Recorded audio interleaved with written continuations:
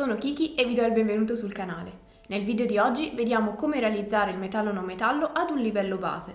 Specifico che si tratta di un livello base perché questa tecnica potrebbe essere sviluppata molto di più, inserendo luci secondarie e i riflessi che circondano la miniatura, ma non è quello che vedremo in questo primo video sull'argomento.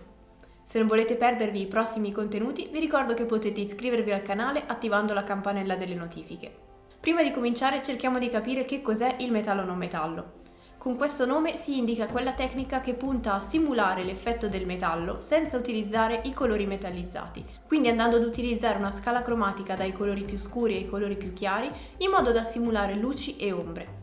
È una tecnica molto amata da chi vuole la massima resa in foto, dato che dipingendo così il modello andremo già a decidere quale effetto deve fare la luce, cosa che invece non avviene con i colori metallizzati. In quel caso invece dipende tutto dal posizionamento delle luci verso il modello e ruotando il modello o le luci l'effetto finale varierà. Per questa sua staticità non è una tecnica particolarmente amata né usata dai pittori di modellismo storico che cercano un maggiore realismo. Inoltre è una tecnica che richiede molto tempo, soprattutto nelle sfumature, e quindi viene esclusa a priori dalle persone che preferiscono una pittura veloce sui propri modelli o semplicemente che non vogliono passare molte ore a sfumare una grande armatura. È però anche una questione di gusti, io personalmente la utilizzo tantissimo perché mi piace moltissimo l'effetto che fa, quindi preferisco spendere qualche ora in più nelle sfumature e nella realizzazione di una tecnica di questo tipo che utilizzare i metallizzati, ma è puro gusto personale. Per esperienza vi posso dire che si tratta soltanto di pratica e di costanza. Come tutte le cose, quando c'è bisogno di impegno c'è bisogno di costanza, perché se ci si arrende davanti ai primi fallimentari tentativi non si impara nulla, quindi l'importante è continuare, partire piano con modelli semplici e poi progredire aggiungendo riflessi secondari e ambientali. Ma adesso basta parlare e passiamo al lato pratico. La prima domanda che sicuramente viene in mente pensando al metallo o non metallo è come posizionare luci e ombre e quale logica ci sia alla base. La logica utilizzata non è altro che il volume dei solidi e di come la luce riflette su ognuno di loro, tenendo in considerazione anche il tipo di metallo che si vuole andare a creare. È un discorso piuttosto lungo che non vedremo in questo primo video nello specifico, ma per far capire meglio quello a cui mi sto riferendo, prendiamo ad esempio il vambrace di questa armatura, dalla forma molto simile a quella di un cilindro. Di conseguenza, nel momento in cui vorrò piazzare ombre e luci su un elemento con questa forma, sceglierò di metterle assecondando la forma cilindrica e posizionandole secondo le regole generali applicabili ad un cilindro, quindi con una luce più grande e altre laterali più sottili e meno brillanti, ad enfatizzare la superficie concava. Come detto, tutto dipende dal tipo di materiale che si vuole creare, ma le regole generali dei solidi sono un punto di partenza fondamentale. In questo video però vi mostrerò un metodo molto più semplice, perfetto per iniziare e per capire meglio le forme con le quali abbiamo a che fare. Se avete visto uno dei miei scorsi video, quello dedicato al primer, avrete visto che esistono primer più satinati di altri, che sono perfetti per creare delle reference da tenere come guida per piazzare ombre e luci. Come si può vedere in questa armatura, muovendola sotto la luce risulta chiaro quali siano i punti da illuminare e quali quelli da lasciare in ombra. È quello che faremo in questo video, basandoci su quello che ci suggerisce la reference che abbiamo appena fatto scattando una fotografia nella posizione desiderata. È importante farlo prima del colore di base, perché con i colori è più difficile notare queste differenze di ombra e luce.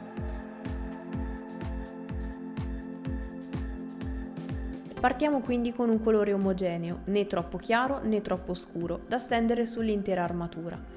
Dato che il lavoro di sfumature successivo sarà già molto impegnativo, meglio cercare di facilitarsi la vita con colori di buona qualità, come ad esempio gli AK, che permettono di ottenere uno strato coprente anche già quasi con una sola passata o al massimo 2. L'idea comunque è quella che ci servirà una base coprente che non lasci intravedere il primer. Anche negli step successivi sarà necessario non vedere il colore sottostante o perderemo intensità e corpo negli step cromatici. Il colore da usare è del tutto indifferente, potreste scegliere di fare un grigio blu come nel mio caso o semplicemente un grigio freddo.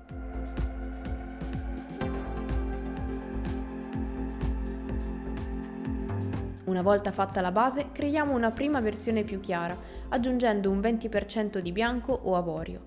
Se volete un risultato più caldo, meglio avorio, se ne volete uno meno saturo, va bene anche il bianco, ma senza dimenticare che il bianco lo useremo come colore di luce massima, quindi si deve notare la differenza.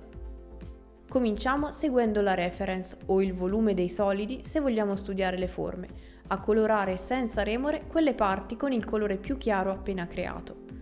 Utilizziamo dove possibile il lato del pennello per non lasciare pennellate o la punta dove ci serve. In questa fase e nelle successive sarà tutto poco bello da vedere perché deve apparire come uno sketch che ci aiuta a capire se a livello visivo il tutto funziona o meno. Quindi non preoccupiamoci dell'aspetto che avrà perché è un processo che serve a ottenere un risultato migliore. In questa fase otteniamo così una prima luce. Altra cosa da non tralasciare mai sono i profili e gli spigoli, dato che sono i punti in cui la luce si riflette di più, quindi li schiariremo in ogni fase, con ogni colore che andremo a creare. Stesso discorso vale per i piccoli punti tipo borchie che sporgono più del resto della superficie. Aggiungiamo altro avorio alla miscela e posizioniamo all'interno delle luci già segnate luci più intense, restringendo sempre l'area colpita, e otteniamo così una seconda luce. Devono sempre risultare visibili i gradini, se vogliamo chiamarli così, ovvero i passaggi cromatici tra un colore e l'altro. Stiamo andando a concentrare la luce progressivamente, quindi stiamo passando da luci diffuse, ovvero riflessi più diffusi sulla superficie del metallo, a luci più forti, quindi rimpicciolirle progressivamente è importante. Inoltre, posizionare colori sempre più chiari su colori che hanno una stessa derivazione cromatica permetterà di ottenere campiture piatte più facilmente. Gli strati coprenti, come detto, sono importantissimi perché permetteranno di ottenere chiaramente un passaggio cromatico netto e non finire per avere quello sgradevole effetto di sfumature estremamente coprenti, ottenute con tanti strati, e macchie di colore poco deciso perché usato troppo blando. Altro passaggio cromatico, questa volta con l'avorio puro e restringendo di nuovo le aree coinvolte per ottenere una terza luce. Questa fase di sketch non è la più lunga del processo, ma è sicuramente la più importante, perché grazie a quello riusciremo a capire se l'effetto di luci e ombre ci appare corretto, o se bisogna sistemare, cosa facilmente fattibile in questa fase, dato che non abbiamo ancora sfumato niente.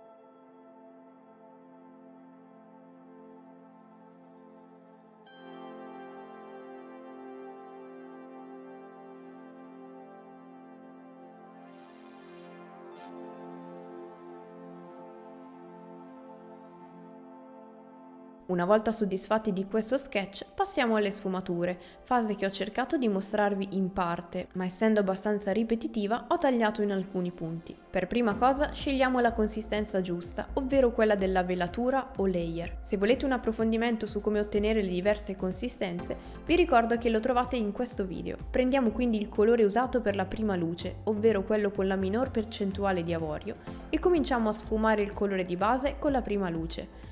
Poco colore sul pennello, pieno controllo di dove lo stiamo posizionando e con pennellate regolari tutte nello stesso verso partiamo dal colore di base e portiamo il colore verso il suo colore di appartenenza, ovvero la prima luce.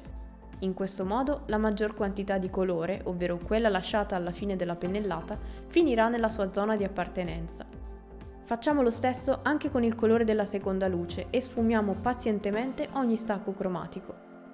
In queste fasi è importante rispettare lo sketch se questo ci sembra corretto, ma nulla ci vieta di sistemare allargando o restringendo un passaggio cromatico laddove ci sembra di aver fatto un'incorrettezza. La pazienza è un elemento importante per questo tipo di tecnica, ma lo è ancora di più il non esagerare con l'area di sfumature. È importante sfumare solo i due colori interessati tra loro, senza allargarsi oltre, o nel processo si finirà per perdere uno dei gradini cromatici segnati prima.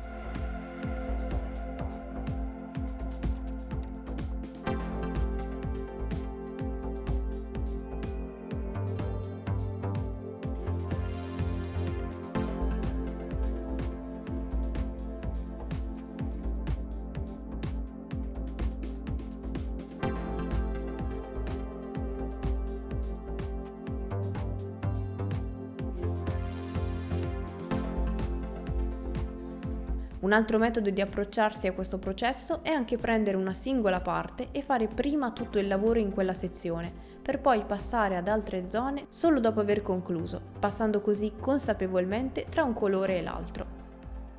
Giriamo il modello quanto necessario, così da essere sempre comodi nelle pennellate.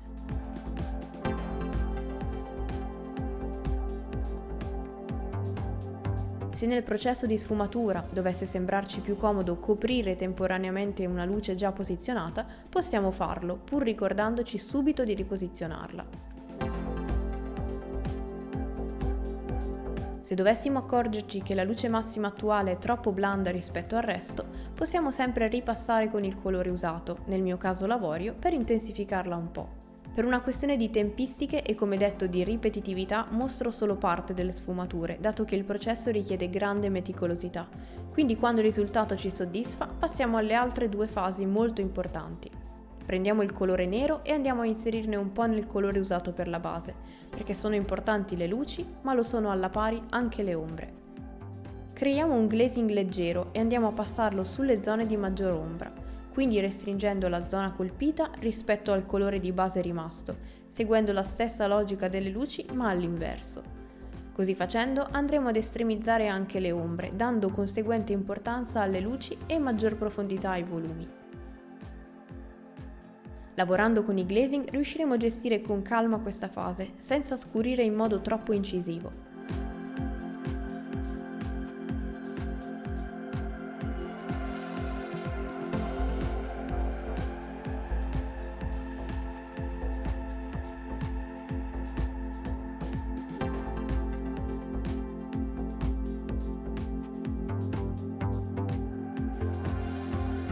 Anche i profili scuri delle ombre, spesso tralasciati, sono importanti.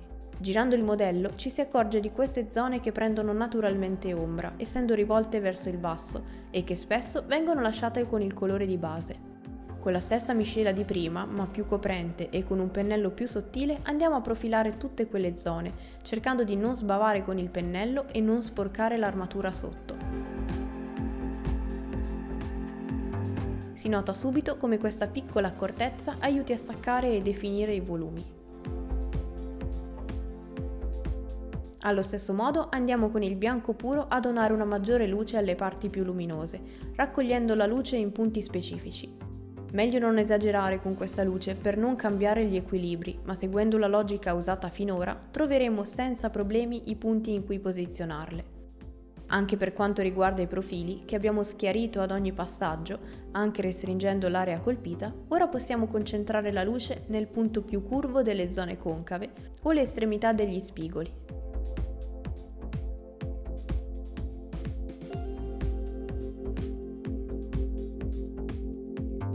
Per dare l'idea di un'armatura un pochino più usurata, per quanto un materiale così non risulti tale, possiamo aggiungere alcuni sottili graffi scuri, ai quali poi affiancare una linea bianca appena sotto, così da creare l'illusione di un graffio con un suo recesso e un suo spigolo. Come detto, questo tutorial è una versione molto basica di questa tecnica, che non tiene in considerazione le luci secondarie più fioche, i riflessi circostanti, ma nemmeno le decorazioni presenti sulla stessa armatura.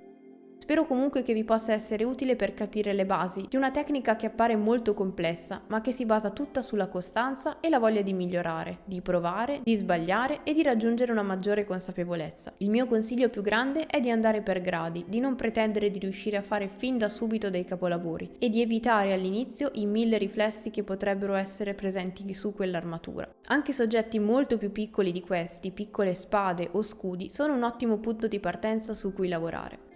Se avete altre domande lasciatele qui sotto nei commenti, dove vorrei anche leggere una vostra opinione riguardo a questa tecnica. La utilizzavate già? Siete sempre stati intimoriti e quindi questo video vi ha dato magari uno sprint per provare?